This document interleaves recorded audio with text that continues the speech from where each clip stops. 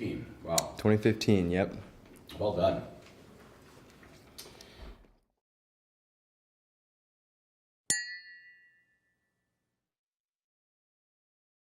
This podcast is sponsored by Release Winery.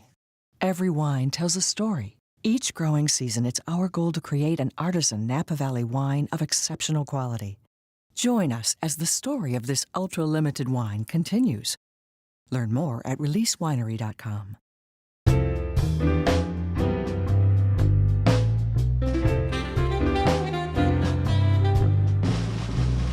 Yeah, this space has become our home for Flying Lady. Again, as you had mentioned, we are not open to the public yet. We are still under construction, building out the winery. When we found this place, it needed a lot of love and it needed a vision. And for us, we felt that the location, the life that we could breathe into it was a perfect starting point for Flying Lady.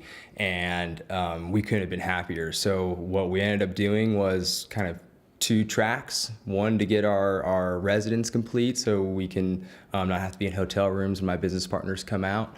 But also at the same time, we wanted to really make it feel like home and show off their personality. And my business partners are builders out in Colorado.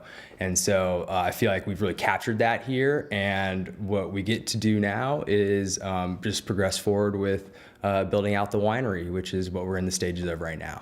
When we first saw this, it was, as we all know, surrounded by trees, and it was a potential big fire hazard. So part of our opportunity was we had to create a defensible space, which in turn just opened up this property to have this great airy flow. And we really do feel like we're right up on the ridge, and you have this very dramatic, I think, feeling when you approach the property, as well as once you step inside. And that's something that we wanted to give anyone who comes up here, is this feeling of like you're taking off, which is exactly what we are representing Flying Lady as. This is our adventure. This is our wine adventure, and we feel like we're taking off. And I think when you see the setting and you feel the environment, I think you understand that we're just starting and we're going somewhere. And I think that's what I want everyone to feel when they come up here, is a special place that you can be peaceful and feel like something's happening.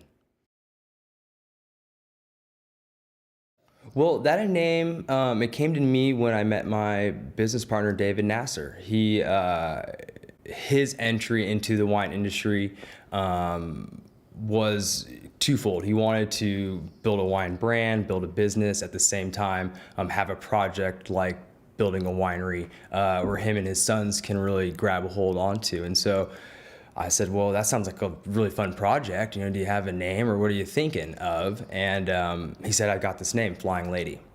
And I said, wow, that's a pretty cool name off the bat. My background, I have my commercial pilot's license, and so does Dave and his sons. They're pilots, and we all kind of learned to fly about the same time in our early teens. And so to me, flying right off the bat, the aviation hit really gravitated.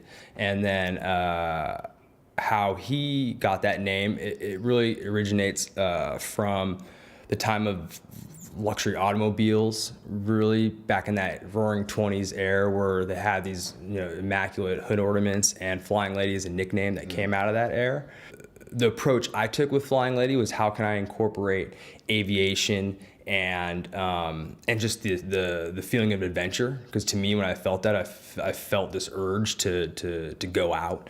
And when I started creating this mythology around Flying Lady, what I've come up with and how I feel Flying Lady is she's really the protector of the adventurer's soul. Going back in time, you had, starting from the Vikings that needed a maiden to grace the bows of all their ships, all the way through then the explorer era, the colonial times, and now moving forward into automobiles. Back when we had this gorgeous, hood ornaments that was all chrome and that sculpted metal, which then I think transitioned into aviation with nose art, and again with that real kind of sleek metal, great curved lines. And so I picked up this mythology of Flying Lady, because if you didn't have a flying lady gracing your vessel either on the bow of a ship, the front of a car, or on the nose of your plane, you were kind of like doomed. It was superstition.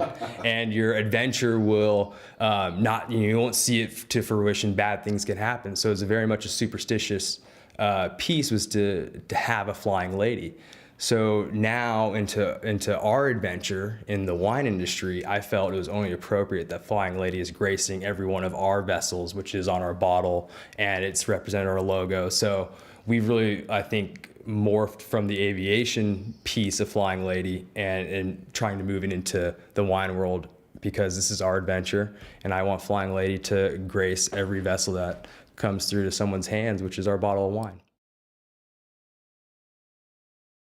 I'm very fortunate to have the opportunity to grow up in St Helena. It's not something that I even understood when I grew up here. As we had, mentioned before in our intro, Ray, that when I graduated high school, I wanted to get out of a small town, St Helena, and I went to University of Illinois.